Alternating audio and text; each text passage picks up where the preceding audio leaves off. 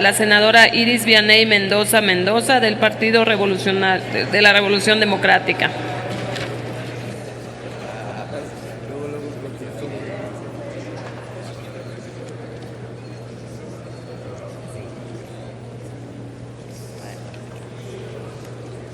Gracias, presidenta.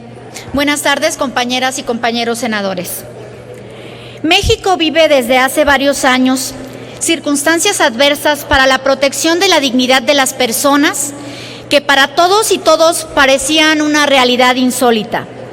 Nunca, ni en nuestras peores pesadillas, nos imaginamos que cada día conoceríamos de actos de violencia de tanta irracionalidad y barbarie.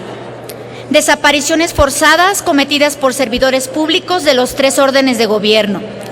Desapariciones cometidas por particulares se han convertido en un fenómeno sistemático en muchas regiones del país. Ejecuciones sumarias y homicidios dolosos son una noticia constante. La tortura y otros tratos crueles e inhumanos y degradantes son la práctica generalizada, no solo como mecanismos para obtener confesiones de intimidación y ejercicio del poder, sino como desplazamiento forzado de miles de personas. Todo ello es información que hoy llena las páginas de los medios impresos y electrónicos, que llena los informes de organismos nacionales e internacionales de derechos humanos. Y como respuesta tenemos la negación. Una negación también sistemática de esta terrible realidad que por parte de las autoridades federales en primer nivel y de las autoridades estatales o municipales. En marzo del 2011, recién se cumplió el 5º aniversario del asesinato de un grupo de jóvenes del estado de Morelos. Esto fue el detonante para el surgimiento de un importante movimiento de víctimas que rompió el silencio e irrumpió la voz de las víctimas olvidadas. Las que no han tenido relación con grupos de poder político o económico o legislativo. Las que no eran atendidas, ni escuchadas, ni respetadas en su dignidad.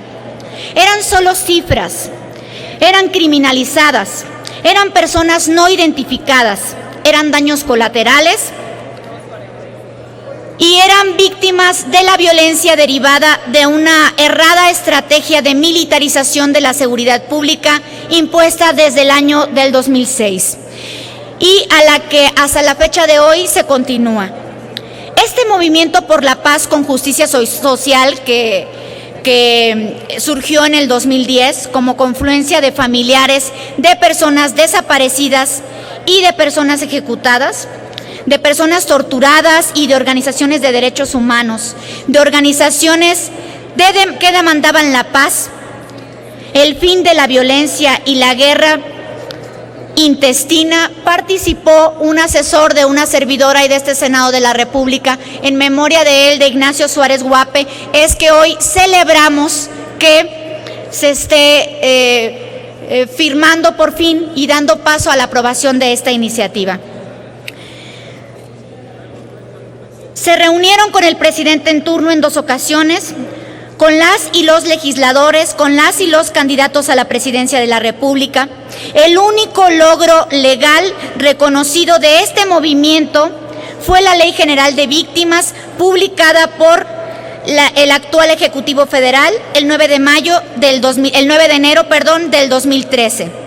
Pocas leyes han pasado por un veto presidencial, una controversia constitucional y tantos ataques de entonces y de ahora, sobre todo por su contenido profundamente garantista que concede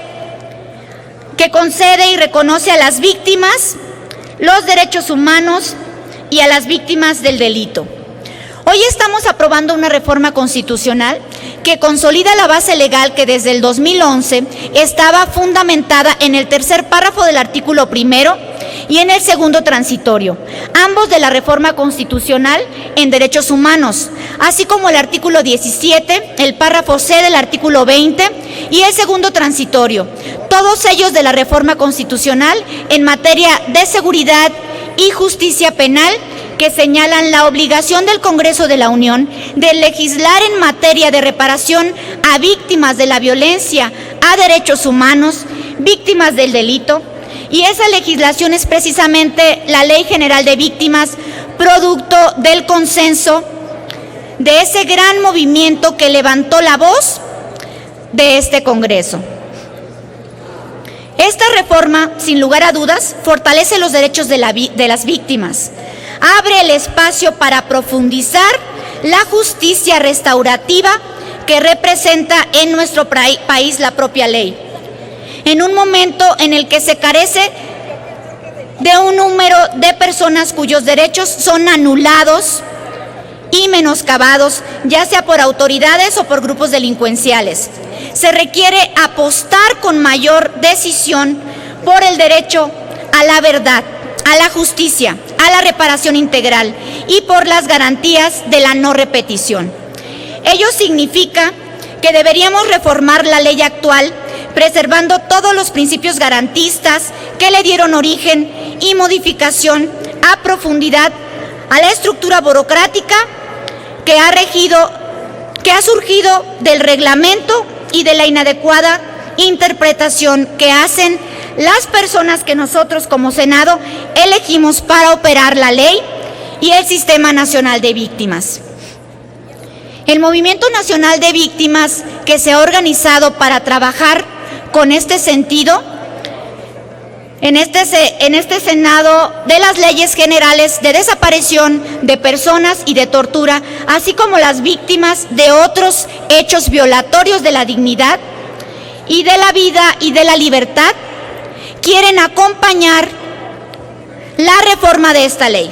Quieren preservar su carácter garantista y de justicia restaurativa y van a defender los alcances de una de las primeras leyes surgidas del movimiento social.